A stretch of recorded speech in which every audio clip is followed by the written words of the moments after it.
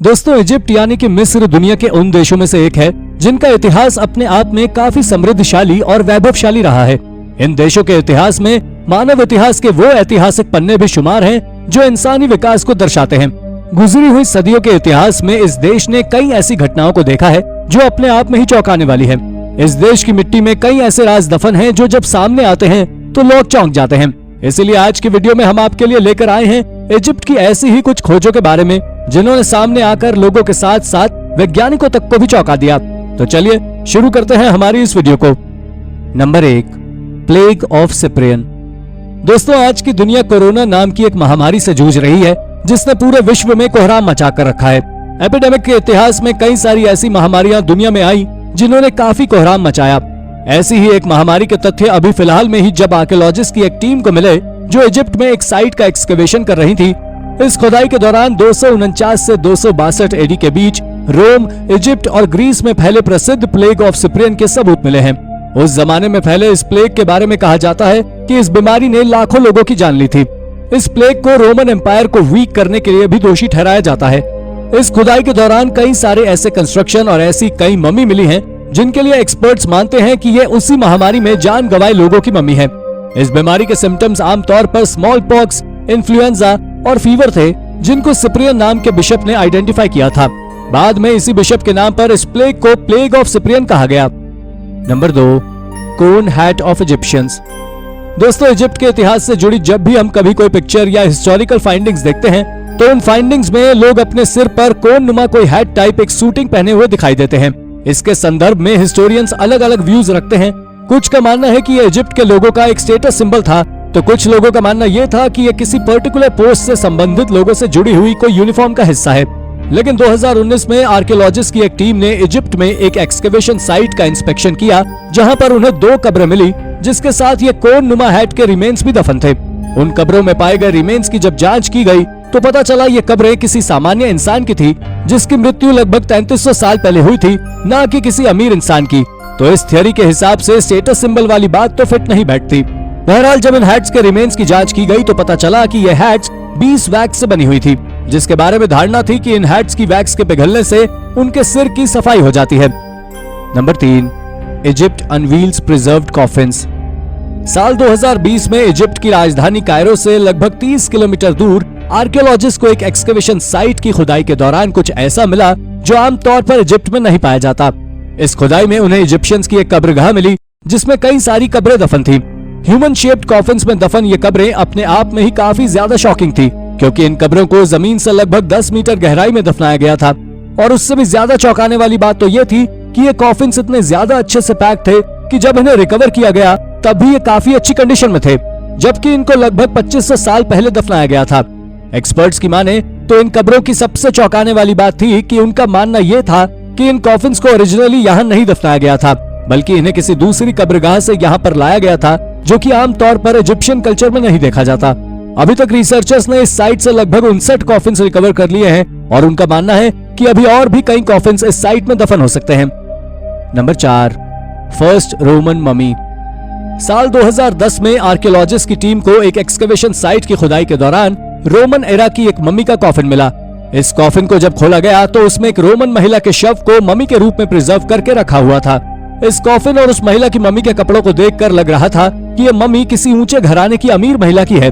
Experts का मानना है कि रोमन्स इस कल्चर को फॉलो नहीं करते थे, लेकिन इस कॉफिन के पाए जाने के बाद सारे एक्सपर्ट्स चौंक गए और उनके सामने काफी सारे सवाल खड़े हो गए जिनका जवाब अभी भी मिलना बाकी है।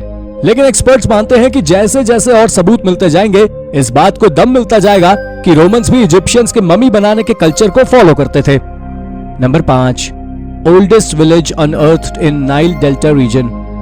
साल 2018 में इजिप्ट के आर्कियोलॉजिस्ट की एक टीम ने दावा किया कि उन्हें एक एक्सकवेशन साइट की खुदाई के दौरान नाइल रिवर डेल्टा रीजन के सबसे पुराने गांव के सबूत मिले हैं।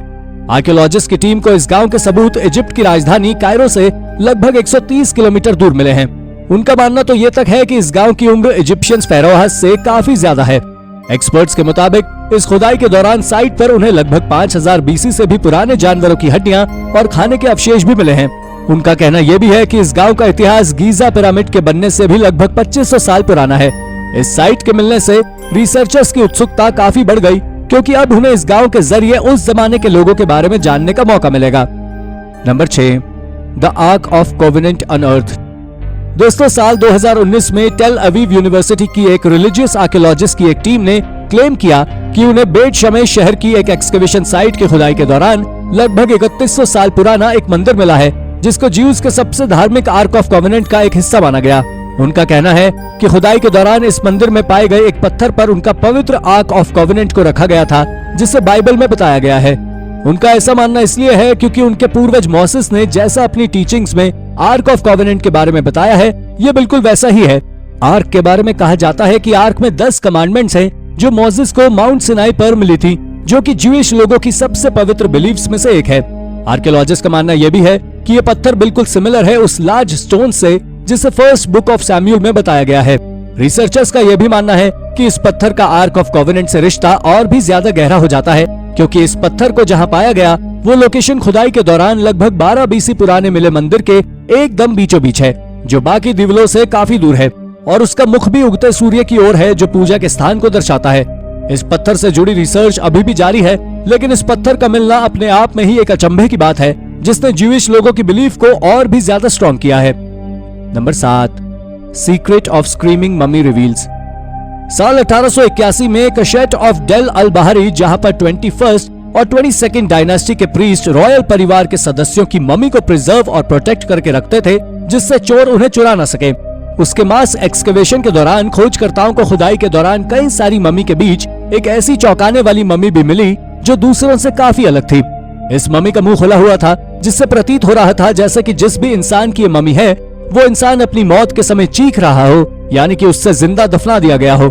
इस मम्मी के बारे में जब रिसर्चर्स ने रिसर्च किया और एक्सपर्ट्स ने अपने व्यूज दिए, तब उन्होंने कहा कि ये डेल अल बहारी से बरामद मम्मी किसी राजकुमारी की है, जो कि अपनी मौत के समय लगभग 60 साल की रही होगी, जिसकी मौत का कारण हार्ट अटैक रहा होगा। इस मम्मी के सीटी स्कैन से पता चला कि कई बार बॉडी को ड्राई करने के चक्कर में बॉडी के टिश्यू सॉफ्ट हो जाते हैं, जिससे हड्डियों का खिसकना सामान्य सी बात है। मेडिकल एक्सपर्ट्स की माने तो ग्रेविटी मसल्स और लिगामेंट्स के अगेंस्ट वर्क करती है।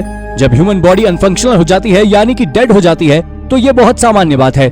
इसलिए इस मम्मी के हिस्से का खिसकना कोई इतनी बड़ी बात नहीं है। Number 8, mummies of 2 infant babies.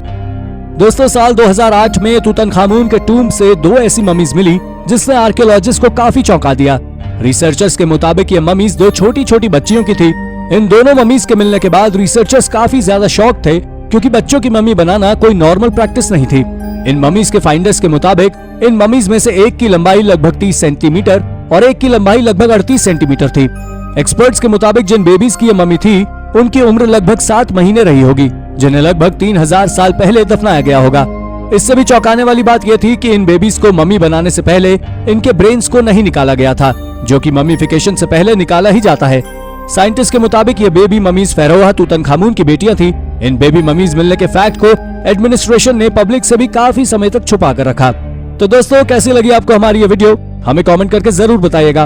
और हाँ, जाते जाते वीडियो को लाइक और चैनल को सब्सक्राइब भी जरूर कर दीजिएगा। Thank you for watching, bye bye.